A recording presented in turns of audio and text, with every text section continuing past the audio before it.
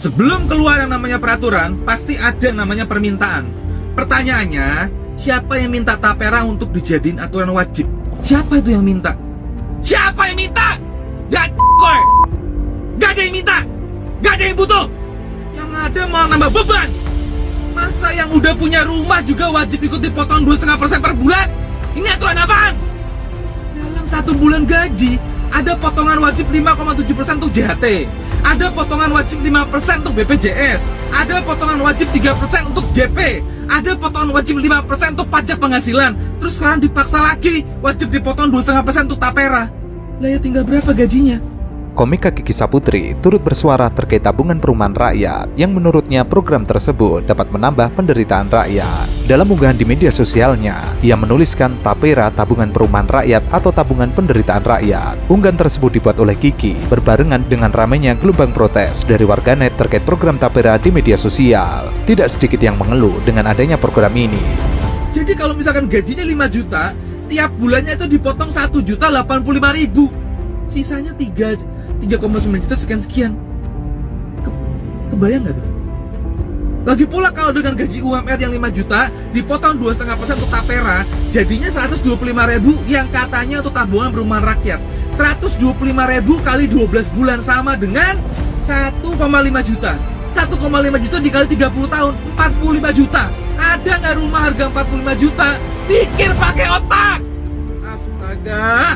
Banyak yang menilai tapera tidak terlalu dibutuhkan masyarakat. Ada juga keluhan soal perhitungannya yang seolah dipaksakan. Namun, komentar senada yang diungkapkan Kiki Saputri terkait tapera justru membuatnya jadi sasaran bully warganet. Komentar pedas yang diarahkan pada Kiki erat kaitannya dengan pilihan Kiki di pemilihan presiden 2024 lalu.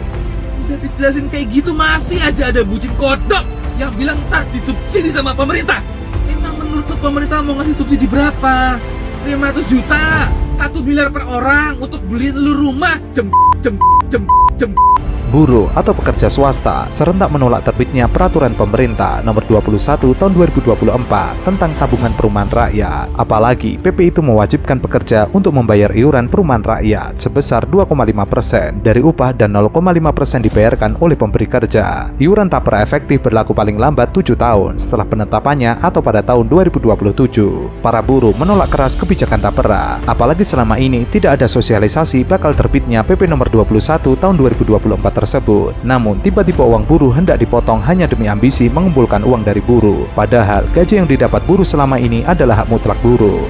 Nah, yang menjadi persoalan adalah bagaimana mereka yang sudah punya rumah atau selama ini juga kategori mereka sedang kredit rumah. Karena pemerintah kan selama ini ada kebijakan BPJS tenaga kerja misalnya itu ada akses untuk mendapatkan pinjaman, dapat KPR rumah itu. Nah, sekarang mereka sedang running. Nah, apakah mereka juga harus membayar juga sementara ada membayar tapera ini juga?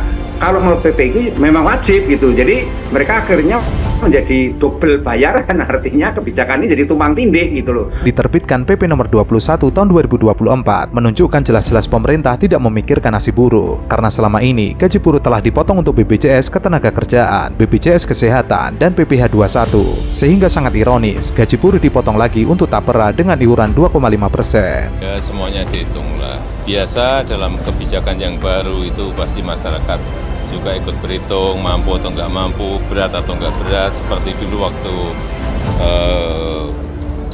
BPJS di luar yang BPI yang gratis 96 juta kan juga rame, tapi setelah berjalan kan saya kira merasakan manfaatnya bahwa rumah sakit tidak dipungut biaya, hal seperti itu yang akan dirasakan setelah berjalan. Kalau belum biasanya pro dan kontra. Penolakan adanya iuran tapera dilakukan oleh banyak pekerja.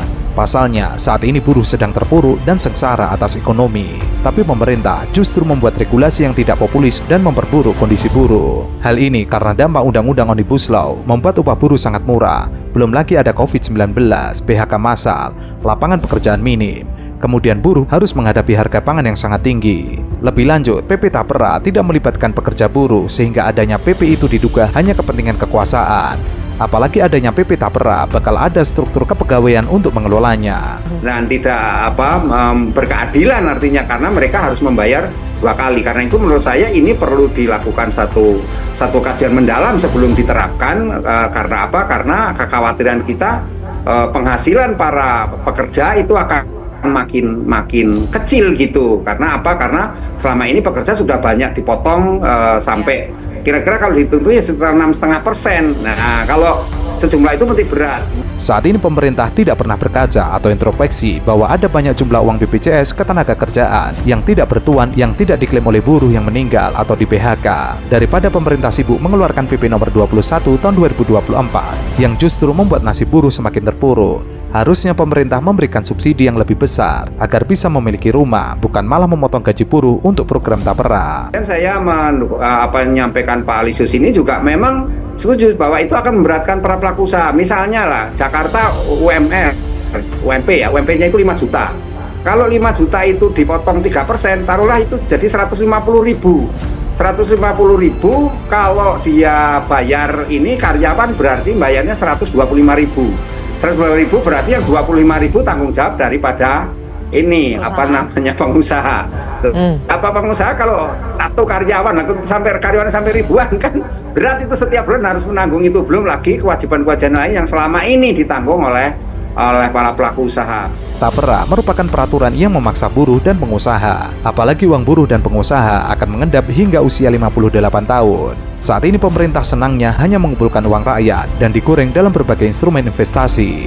Harusnya jika pemerintah punya niat baik agar rakyat memiliki rumah, maka banyak cara bisa dilakukan. Misalnya pengadaan tanah yang murah, subsidi bunga, dan skema tanpa uang muka. Bisa juga mencarikan teknologi material yang bagus dan murah untuk perumahan. Yang lain adalah untuk pekerja mandiri, Mbak, yang berat lagi, karena 3% itu harus bayar sendiri, tanggung jawab sendiri.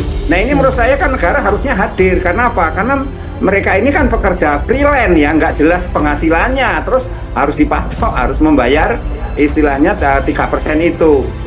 Nah, ini juga kemanfaatannya apa belum jelas. Memang di dalam PP 21 itu dibuka kan memang ada misalnya kemudahan untuk dapat pinjaman renovasi rumah, untuk KPR, di rumah, kredit tanah, renovasi.